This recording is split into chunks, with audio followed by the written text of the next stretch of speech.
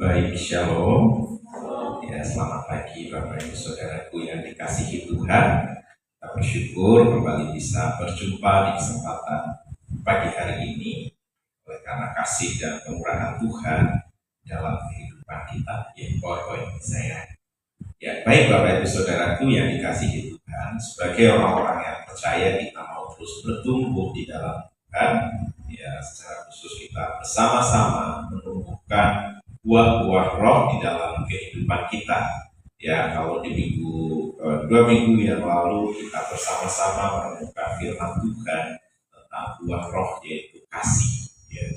Kasih menjadi fondasi di dalam kehidupan kita sebagai orang percaya, yaitu dasar yang harus kita kenakan dan kita pakai adalah kasih agape, kasih yang tanpa syarat.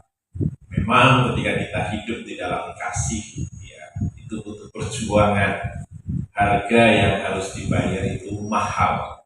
Ya, kadang kita harus korban perasaan, ya, korban hati, ya, korban tenaga, ya, korban semuanya. Ya, bahkan kadang sekalipun kita sudah korban semuanya, masih belum cukup. Ya, itulah kasih agape. Ya, sama seperti Tuhan Yesus yang rela memberikan seluruh keberadaan hidupnya karena Dia mengasihi kita. Itulah yang menjadi fondasi dasar hidup kita. Kita hidup seperti bagaimana Yesus hidup. Dia diperlakukan tidak adil, ya Dia tetap mengasihi. Ya, Dia dicemooh, Dia tetap mengasihi. Ya, Dia melakukan segala sesuatu yang benar, tetapi perbuatan yang benar itu tidak diterima. Dia tetap mengasihi dan tidak ada alasan yang lain. Ya, yang Tuhan Yesus tidak mau supaya orang itu tidak dikasih. Tuhan mau semua orang beroleh kasih daripada Tuhan Yesus. Maka ada kata-kata puitis, apa yang tidak bisa Tuhan Yesus lakukan kepada kamu? Ada satu. Apa itu? Apa yang Tuhan Yesus tidak bisa lakukan dalam kehidupan kita? Satu hal sederhana, yaitu berhenti mengasihi Bapak Ibu Saudara. Ya, itu yang Tuhan Yesus tidak bisa lakukan. Tidak bisa berhenti mengasihi kita. Dia sangat peduli dan mengasihi kita. Maka selama nafas masih di kandung badan, itulah kesempatan untuk kita bersama-sama merespon kasih daripada Tuhan. Nah, di hari ini kita mau kembali melanjutkan buah roh yang kedua dan yang ketiga. Di dalam Galatia pasal yang kelima, ayat yang ke-22 dan 23, ya. Galatia pasal 5 ayat 22 dan 23 dikatakan firman Tuhan di sini, saya bacakan buat Bapak Ibu Saudara, tetapi buah roh ialah kasih, sukacita, damai sejahtera, kesabaran, kemurahan, kebaikan, kesetiaan, kelemah lembutan, penguasaan diri. Tidak ada hukum yang menentang semuanya hal-hal itu. Ya, Bapak Ibu Saudaraku yang dikasihi Tuhan, inilah karakter daripada Kristus ketika Ia ada di dunia ini. Luar biasa kalau ada manusia yang 100% melakukan buah roh ini. Wah, ini manusia dewa katanya. Dia sudah menyelesaikan misi perjalanan ke barat mencari kitab suci, ya, melalui banyak sekali proses kehidupan. Nah, kemarin kita harus berproses di dalam kasih Bapak Ibu Saudara. Nah, sekarang kita mau berangkat kepada poin yang kedua, yaitu sukacita. Ya, sukacita. Kita buka pendahuluan. Ya, menumbuhkan buah roh. Coba sebentar, balik lagi. Menumbuhkan buah roh, sukacita dan damai sejahtera. Menurut Bapak Ibu Saudara ada gambar orang mana? Bapak Ibu Saudara yang nomor 1 lagi tersenyum, atau nomor 2 lagi sedih, nomor 3 nggak tahu lagi apa itu. Ya, Bapak Ibu Saudara bisa pilih. Bapak Ibu Saudara ada di posisi mana? Nah, sedangkan Tuhan merindukan di dalam kehidupan kita sukacita itu bukan sunnah hukumnya. Ya, sukacita itu wajib hukumnya. Karena Tuhan Yesus juga memberikan perintah itu sendiri untuk manusia semua bersukacita. Ya, nah, menjadi pendahuluan kita melihat bersama-sama, ya, setiap manusia harus akan sukacita. Mereka semua mencari kebahagiaan sesuai dengan definisinya masing-masing. Ada yang berpikir sukacita mereka bisa didapat ya saat mereka memiliki uang. Ya, mereka berpikir kalau uangnya banyak sukacita. Ya memang senang ya punya uang banyak, tapi terbatas. Ya, kadang sudah punya uang banyak pun belum tentu sukacita itu dimiliki sepenuhnya, terbatas. Ya, terus apalagi bisnisnya bagus, usahanya lancar, pekerjaannya, karirnya terus naik, terus bertambah bagus.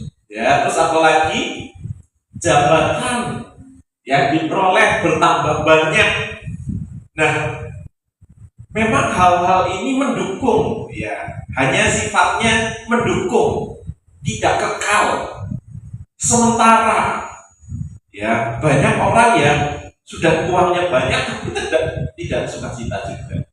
Ya, orang bisnisnya sudah bagus, tidak juga bisa menikmati sepenuhnya sukacita. Jabatan bagus juga tidak semua orang menikmati itu. Nah, jadi tidak jaminan bahwa sukacita kita bisa dimiliki saat kita punya perkara-perkara dunia ini. Ini penting, tetapi ini bukan yang utama. Ya, orang bisa sudah memilikinya tetapi tidak bahagia. Lanjut, yang kedua. Sedangkan di sisi lain manusia juga merindukan damai sejahtera di dalam hati dan hidup mereka. Namun segala usaha yang dilakukan manusia seringkali tidak semudah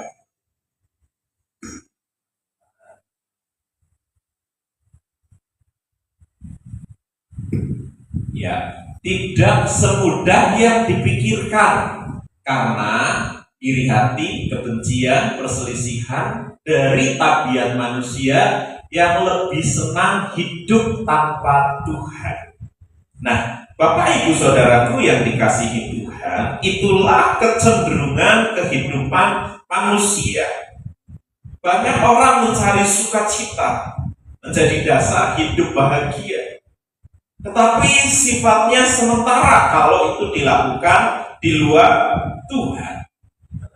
Sedangkan damai sejahtera manusia juga mengingini itu, tetapi di luar Tuhan itu juga tidak bisa kita miliki.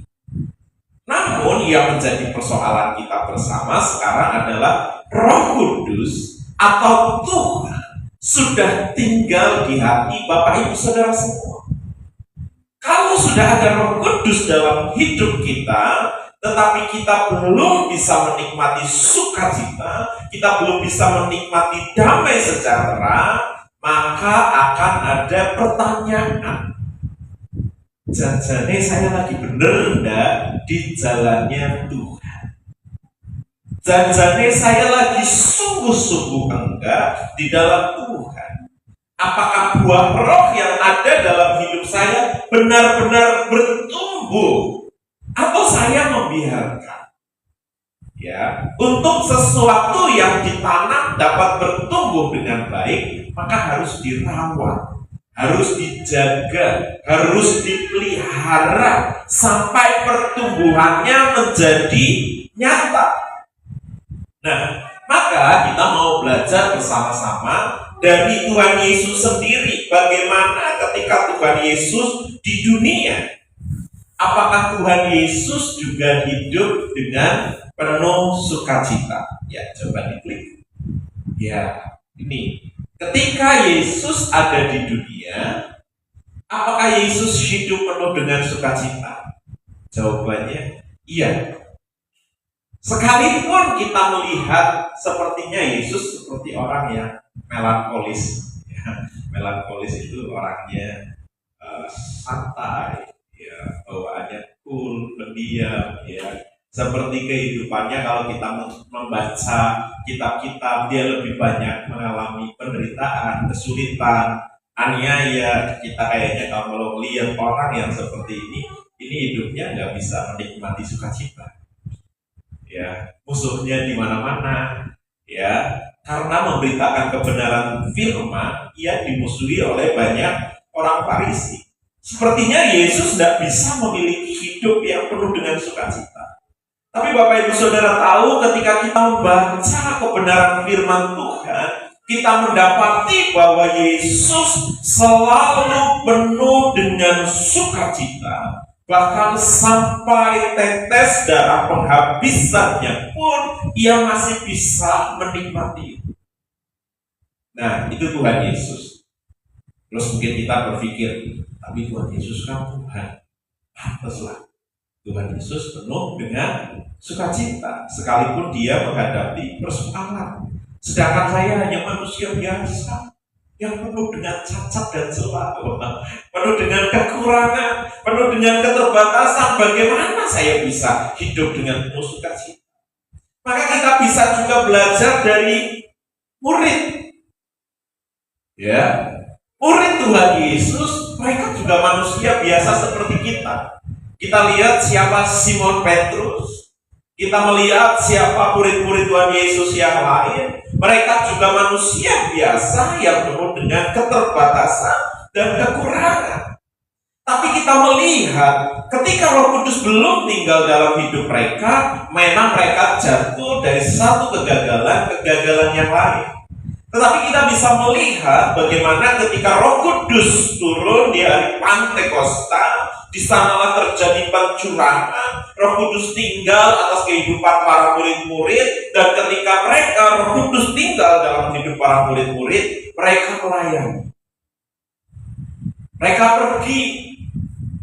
Ketika Roh Kudus dalam hidup mereka menjadi pribadi yang berani. Mereka menjadi pribadi-pribadi yang kuat, pribadi-pribadi yang tangguh. Bahkan mereka selalu bisa bersukacita. Sama seperti Simon Petrus ketika ia ada di penjara, apa yang dia lakukan? Dia memuji Tuhan. Gak tahu lagunya Simon Petrus. Mungkin segala puji syukur hanya bagimu Tuhan. Ya. Sekalipun dia sedang dikerangkeng, ya, dia dipasung, tetapi dia tetap memuji Tuhan. Dikatakan firman Tuhan, apakah Simon Petrus menyanyinya pelan-pelan?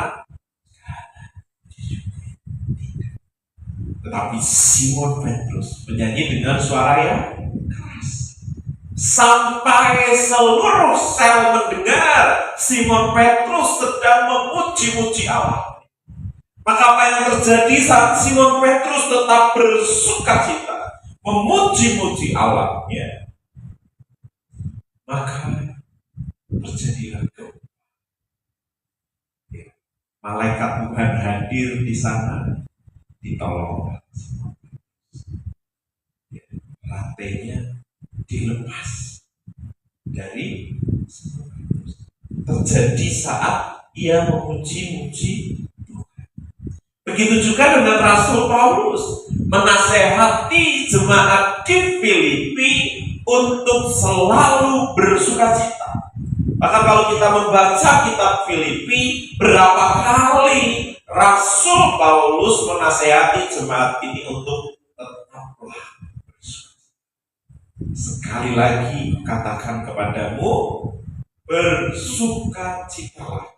Coba dibuka yang Alkitab Filipi pasal 3 ayat yang ketiga. Filipi 3 ayat yang ketiga.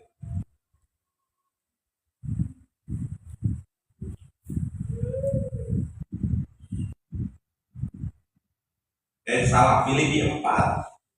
Ya, ayat yang keempat. Filipi 4:4. Ya, yang sudah ketemu bisa tolong dibacakan dengan suara yang keras. Bersukacitalah senantiasa senantiasa dalam Tuhan. Sekali lagi ku katakan, bersukacitalah. Amin. Ya, dikatakan apa di situ? Bersukacitalah di dalam. Jadi kenapa mereka manusia biasa, Tuhan Yesus 100% manusia, para murid 100% manusia, tetapi sekalipun mereka ada dalam kesukaran, mereka tetap bersukacita. Filipi mengatakan dasar sukacita mereka adalah di dalam. Jadi saat Bapak Ibu Saudara tinggal di dalam Tuhan, di dalam persekutuan dengan Tuhan, ya, ketika kita banyak pergumulan, banyak persoalan, daripada kita mengeluh kepada orang, lebih baik kita masuk ke kamar, kita bersama-sama berdoa, menyembah Tuhan, ya, bersyukur dengan segala keadaan yang sedang terjadi. Maka ketika kita merasakan hadirat Tuhan, Allah hadir di dalam kehidupan kita, maka damai sejahtera, sukacita itu lahir di dalam hidup kita. Mungkin masalahnya berat, ya, sukar apa yang sedang kita alami, tetapi ketika kita ada dalam hadirat Tuhan, maka di sana ada sukacita yang mengalir di dalam kehidupan kita. Maka kita mau melihat bersama-sama apa sumber sukacita Yesus ketika ada di dunia ini, dan bagaimana akhirnya kita juga menerapkannya di dalam kehidupan kita. Ya, klik lagi. Yang pertama, sumber sukacita Yesus adalah karena ia mengenal Allah Bapa sebagai Bapa yang penuh kasih. Sukacita kita sebagai orang percaya ada dan terletak saat kita mengenal benar Bapa kita. Ya, pengenalan kita akan Bapa kita akan memampukan kita berjalan dengan penuh sukacita, sekalipun ada dalam badai kehidupan, ada dalam persoalan. Karena kita percaya bahwa Allah kita selalu ada beserta dengan kita. Itulah sumber sukacita kita. Maka pengenalan kita kepada Tuhan harus terus dibangun. Kita tidak boleh berpangku tangan di dalam kehidupan kita dan menantikan suatu saat manusia rohani saya akan bertumbuh. Tidak. Pertumbuhan manusia rohani kita itu diusahakan, dikerjakan, dilakukan dalam hidup kita. Maka kita harus punya prioritas atau waktu-waktu khusus kita dengan Tuhan. Dan itu harus dilakukan secara konsisten, secara terus-menerus di dalam kehidupan kita. Sekalipun kadang ketika kita mencoba mempraktekkan belajar mengenal Allah kita, ada titik di mana kita merasa malas. Ada rasa di mana ketika kita membangun hubungan kita dengan Bapa di surga, ada rasa kebosanan. Ada rasa sepertinya kok berhenti, merasa kering hubungan kita dengan Tuhan. Tetapi itu harus terus dibangun dalam kehidupan. Kadang kita sebagai manusia, ketika kita sedang mengalami persoalan, kita mau datang sama Tuhan itu rasanya berat sekali. Ya, mau doa itu berat. Mau kadang udah berdoa, juga nggak selesai masalah. Kadang sudah berdoa, juga nggak melihat mujizat. Kadang sudah berdoa, tidak terjadi apa-apa. Kita sudah berdoa, tekun lagi, berdoa lagi, tapi belum juga mendapat. Sepertinya kita merasa, percuma saya berdoa, sia-sia saya membangun hubungan saya dengan Tuhan. Tetapi kita melihat sama seperti Yesus, ketika dia membangun hubungan dengan Bapaknya di surga, bukan berarti Yesus juga terlepas dari masalah. Yesus juga mengalami masalah. Tetapi ketika ia mengenal Bapaknya dengan baik, maka ia berani menyerahkan hidupnya kepada tangan Bapa. Dia mengerti betul akan seluruh keberadaan hidupnya itu di dua. Ketika hidup selaras dengan kehendak, itulah sukacita kita. Sekalipun kadang ketika kita menjalaninya ada tetesan air mata. Ya, ketika kita menjalani kehendak Tuhan, kita diperintahkan percaya, kita belajar untuk percaya. Saat kita sedang percaya, kok persoalannya masih ada.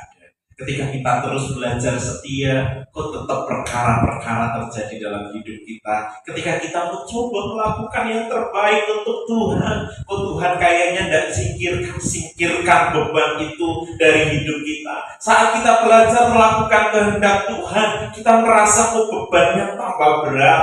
Ketika kita melakukan kehendak Tuhan, kok sepertinya Tuhan angkat tangan, lepas tangan dari kehidupan kita.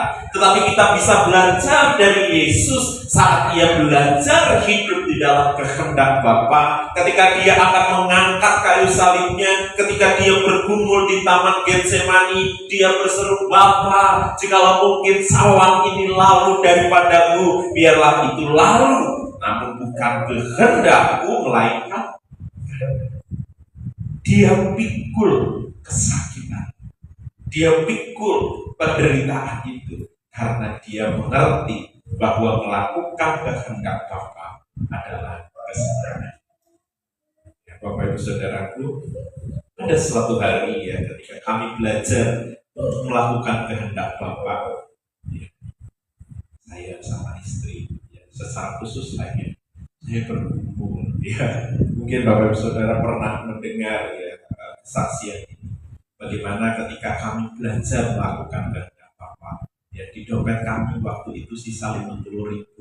Ya kami berkunjung ke teman seorang hamba Tuhan yang masih sama-sama berpisah. Ya ketika kami sampai di sana, beliau cerita pergumulan kehidupannya, persoalannya, bahkan anaknya sudah 2 hari tidak sekolah. Ya karena untuk naik angkot mereka juga tidak punya uang.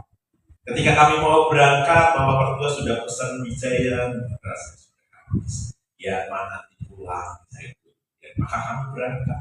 Maka ketika sampai di sana cerita begini bla bla bla, doakan dengan semangat, mujizat dan terjadi luar biasa atas keluarga itu, akan diberikan berkat yang terbaik. Tapi tiba-tiba Tuhan kayak Noel hati saya dan berkata, Wijaya, uang yang di dompet kasih. Ketika saya mau melakukan kehendak Bapak itu berat, Bapak. Saya bertahan dengan berkata tidak Tuhan, karena saya mau beli beras pulang dari tempat ini. Mama mertua sudah pesan berasnya habis. Maka kembali saya ingin cepat-cepat pulang supaya suara itu tidak bersuara lagi. Ya, maka saya perpamitan, ya saya dengan istri keluar dari rumahnya beliau, kami keluar, begitu sampai di pintu gerbang depan, Kudus berkata lagi, saya kasih yang ada di dompet untuk anak-anak tersebut. Maka tetap dengan berkeras hati saya berkata, tidak Tuhan, saya mau beli beras pulang dari sini, saya tidak mau kasih.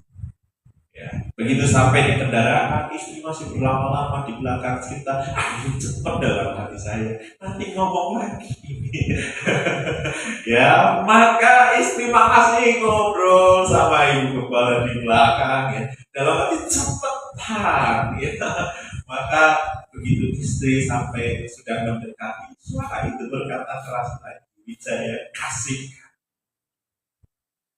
Maka jujur dengan berat hati saya keluarkan uang 50.000 ya. Saya kasih sama istri. Tolong kasihkan. Saya berpikir mau kasih alasan apa saya sama dua nanti pulang ke BPS. Maka begitu kami naik kendaraan saya berdia. Di hati seperti nyanyi tapi bikin nangis. Sepanjang perjalanan itu saya bergumul Tuhan, berasnya habis. Maka ketika kami sudah mendekati rumah, ya tiba-tiba ada seorang anak Tuhan yang lama tidak mengontak saya dan berkata, Wijaya nomor rekening masih tahu itu seru banget Bapak Saudara. Rasanya kayak kesiram air sekalipun ya. Pernah ada pengalaman orang minta nomor rekening katanya mau kirim tapi sampai hari ini kirim sudah ada. Jadi saya takut kalau berharap sama manusia itu di situ ya. Karena kadang sekalipun sudah janji udah. Tapi ya saya bilang iya masih tunggu sebentar ya. Saya lagi ada di bank nanti sebentar di transfer ya. Itu sudah mendekati rumah ya saya buka. Puji Tuhan Bapak Ibu Saudara 50.000 digantikan bukan 500.000 ya. Maka hati jahatnya manusia berkata lagi, coba dari dompet 100.000 pasti gak dikasih Bapak Ibu Saudara, lebih berat soalnya kan 50.000 aja berat, apalagi 100.000. Tapi itu jahatnya hati manusia Bapak Ibu Saudara. Tapi ketika kita mau melakukan kehendak Bapa, melangkahnya itu yang berat. Tangisan di sana. Ada perlawanan, ada pemberontakan yang harus dilakukan. Jadi Bapak Ibu Saudara, itulah yang Yesus lakukan. Tetapi begitu kita melakukan, ya memang di situ akhirnya ada nyanyian. Sekalipun nyanyiannya ada sedikit tangisannya, tetapi lama-lama itu menjadi satu ucapan syukur. Terima kasih Tuhan. Kalau Tuhan izinkan kami menjadi orang. Ya mungkin sekarang kami harus bergumul dengan Tuhan. Maka sepanjang jalan itu saya menyanyi di dalam hati Tuhan. Terima kasih, syukur buat kasih setia Tuhan. Maka disitulah digantikan sukacitanya dengan sesuatu yang lebih lagi. Tapi bukan karena materi uangnya, tetapi sukacita itu saya rasakan sebelum ada anak Tuhan yang berkata, Wijaya Tuhan. Sukacita saya adalah ketika saya akhirnya terpaksa saya beri. Ya, tapi itulah pelajaran untuk melakukan kehendak Tuhan. Memang berat-berat, tetapi ketika dilakukan melahirkan sukacita. Yang keempat, karena iman akan kebaikan Bapa. Bapa kita selalu baik, maka tidak ada alasan untuk kita tidak bersukacita. Maka sukacita adalah keputusan yang dibangun oleh karena kita kenal Bapa kita, bahwa Bapa kita tidak pernah biarkan kita, Bapa kita tidak pernah tinggalkan kita. Saat kita berjalan hidup di dalam kehendak Bapa, Dia akan pelihara kita, Dia akan menolong kita, ya, di dalam seluruh keberadaan kita. Bahkan lebih lagi sukacita kita saat kita bisa menolong orang lain untuk mengenal Bapa di surga. Dan yang menjadi akhir atau pengharapan dari sukacita kita adalah karena rumah di surga menanti kita. Amin. Rumah di surga, kebahagiaan yang seutuhnya. Maka ketika hari ini kita terus membangun hubungan kita dengan Tuhan, sukacita itu akan terpancar. Kalau Bapak Ibu Saudara persekutuannya dengan Tuhan baik, setiap hari Bapak Ibu Saudara merasakan kehadiran Tuhan, Bapak Ibu Saudara semakin mengenal Bapa di surga dengan baik, maka Bapak Ibu Saudara semua akan bisa menikmati sukacita. Seperti gambar yang tadi dari keempat orang, Bapak Ibu Saudara semua ada di nomor 1. Senyum manis. Padahal nggak tahu orang dompetnya lagi kosong, tapi senyum terus. Ya, jalan penuh dengan sukacita.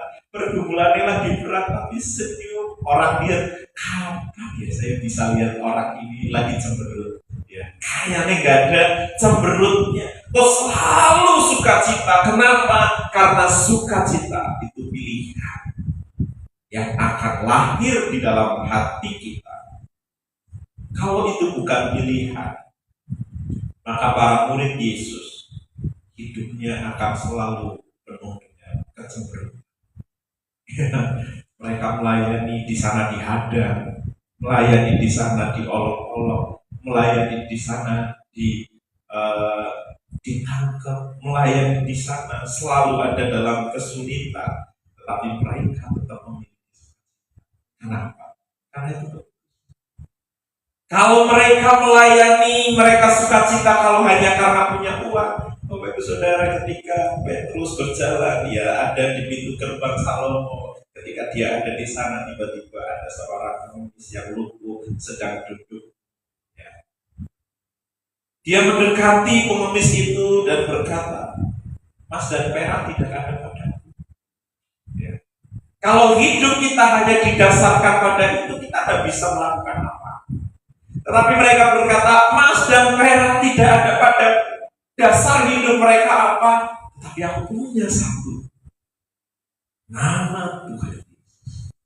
Maka apa yang ada padaku akan aku berikan. Apa yang diberi? Dalam nama Yesus, bangkit dan percaya.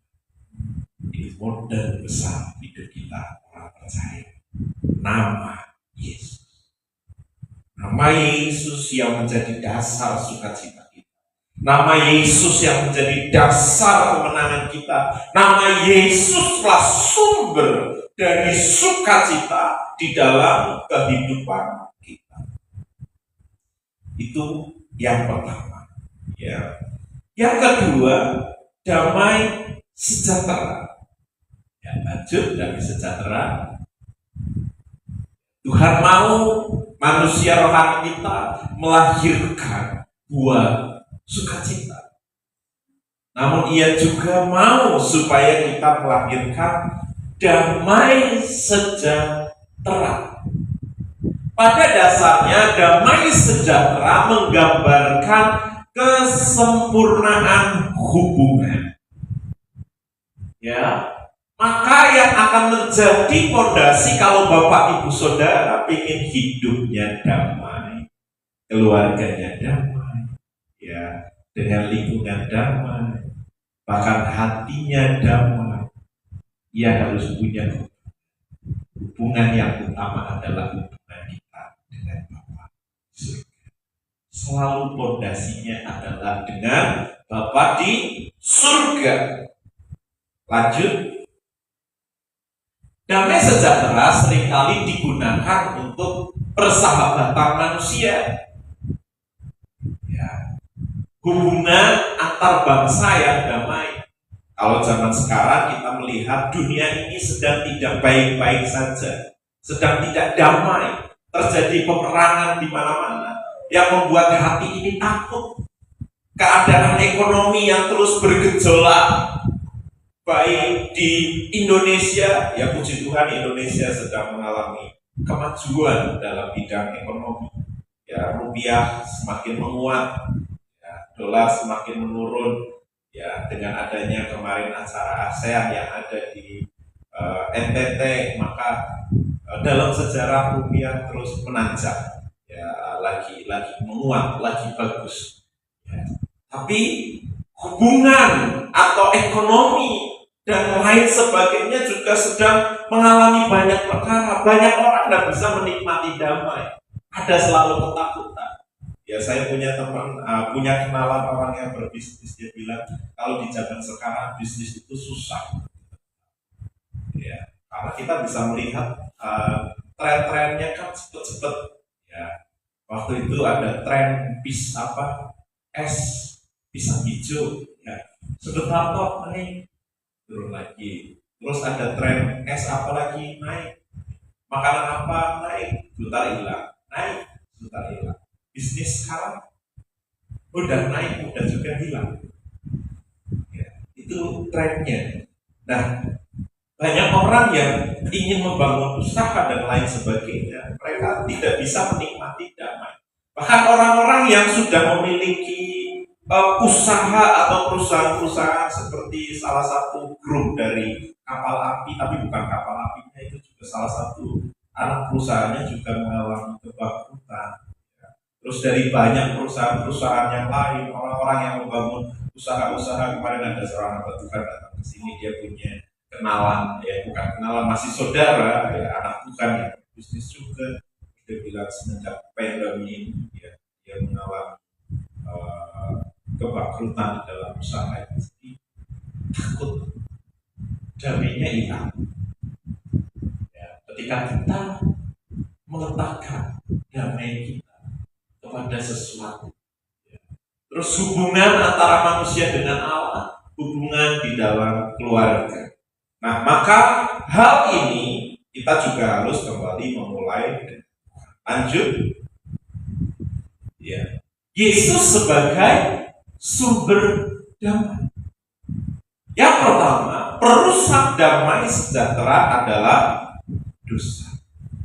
Maka saat Bapak Ibu Saudara hubungannya dekat dengan Tuhan, ketika ada dosa menghampiri, alarmnya selalu bunyi. Bukan berarti Bapak Ibu Saudara tidak bisa jatuh dalam dosa, tetapi Bapak Ibu Saudara punya alarm, yaitu Roh Kudus, yang akan selalu mengingatkan. Sebelum Bapak Ibu Saudara jatuh ke dalam dosa, Roh Kudus sudah mengatakan ada dosa di depan. Sama seperti Kain ketika mau masuk jatuh di dalam dosa, membunuh adik. Apakah Tuhan diam diri? Tuhan kasih tahu, Kain, dosa sudah mau. Begitu juga dalam kehidupan kita, seperti Tuhan berkata kepada Kain, Kain, dosa mengintip, namun engkau berkuasa atas dosa itu. Ya, engkau bisa lari dari dosa itu. Engkau bisa menghindar dari dosa itu. Engkau tidak harus jatuh kepada dosa itu. Maka orang-orang yang tinggal di dalam Tuhan, yang menyadari Yesus sebagai sumber damai, maka ia tidak akan mengizinkan dosa menghampiri hati dan hidup. Karena dosa adalah merusak dari sejahtera. Ketakutan itu ada karena dosa. Keraguan, kekhawatiran ada karena dosa. Maka saat kita terhindar dari dosa, kita hidup dengan Bapa di surga dengan baik, maka damai sejahtera Allah yang melampaui segala akal akan memelihara hati dan hidup kita. Amin. Yesus mati untuk menebus dosa kita. Dia sudah mengerjakan yang terbaik supaya kita manusia hidup di dalam damai dan sejahtera. Damai sejahtera adalah pemberian Tuhan Yesus dan dipelihara oleh Roh Kudus yang tinggal di dalam hati dan hidup kita. Maka saya sering menyebutnya didiami Roh Kudus adalah pekerjaan Roh Kudus sekali seumur hidup. Yaitu saat Bapak Ibu Saudara lahir baru, terima Yesus Kristus sebagai Tuhan dan Juru Selamat. Tetapi untuk dipenuhi Roh Kudus, itu adalah proses yang harus kita lewati setiap hari. Kapan? Saat kita membangun persekutuan dengan Tuhan. Maka saya senang ketika saya bisa pegang gitar. Kalau Bapak Ibu Saudara tidak bisa main alat musik, ya sekarang ada handphone bisa pakai lagu. Ya.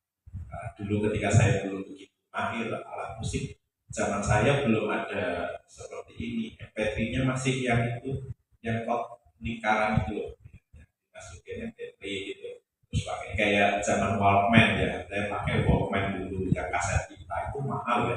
Kaset kita zaman dulu masih 36.000, tapi buat saya 36.000 tuh mahal ya. Walkman, terus nanti dengerinnya harus beli batu baterai ya, daripada beli batu baterai terus karena sudah banyak. Kalau siang panas kayak gini dijemur ya, batu baterainya dijemur, nanti paling dipakai ya 1 jam sudah mati lagi ya. Besok jemur lagi, tapi jemurnya langsung banyak-banyak, jadi bisa dengerin ya.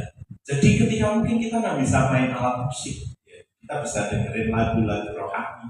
Kita hidup, kita terhanyut di dalam pujian itu. Kita terhanyut di dalam penyembahan itu. Ya, ada waktu di mana kita sendiri, kita membangun persekutuan, bersyukur kepada Tuhan. Ya, baik itu di pagi hari, siang hari, atau sore hari. Ya, kalau saya perjalanan kemana, saya pakai headset, saya mendengarkan lagu. Saya sambil jalan, naik motor, saya menyembah Tuhan. Saya menikmati hadirat Tuhan kemanapun saya pergi, ya, membangun sesuatu dan itu terjaga ya di dalam sejahtera ya daripada Tuhan. Bahkan kadang ketika di jalan ada orang yang semblontongan ya, kalau itu nggak dijaga Roh Kudus, wah marah-marah ya. Tiba-tiba di depan ada ibu-ibu ya beloknya najam, nggak kasih rating, bujuk-bujuk supaya nggak pengen lah kok sih lah, pengennya marah, tetapi kan malah di memuji Tuhan ya tersentuh ya wis lah, wajar namanya juga itu lah ya. Yang penting orang nabrak, ya karena nabrak ya nyongsing ketemuan ya. Nah jadi terjaga sejarah itu tidak hilang, ya sukacita. Kadang perjalanan jauh tiba-tiba ban kempes di jalan, aduh nyari ini di mana ya. Tetapi karena lagi menyembah Tuhan sambil jalan sambil memuji Tuhan, dorong motor brewon ya. Tapi sukacita. Senang ya, kalau saya perjalanan ke pesawahan itu kan banyak sawah-sawah. Itu kalau lagi bocor di tengah sawah itu saya harus nuntun jauh 2 kilometer kurang lebih. Itu yang paling jauh saya nuntun motor. Sudah dituntun, geladak karena katanya digeladak, tidak rusak Pak. Harus diganti kaya ya, tapi itu menikmati ya, dan sejahteranya tidak rusak. Ya, sukacitanya terus ya di dalam kehidupan kita. Karena kenapa? Roh Kudus yang ada dalam hidup kita diizinkan terus mengalir.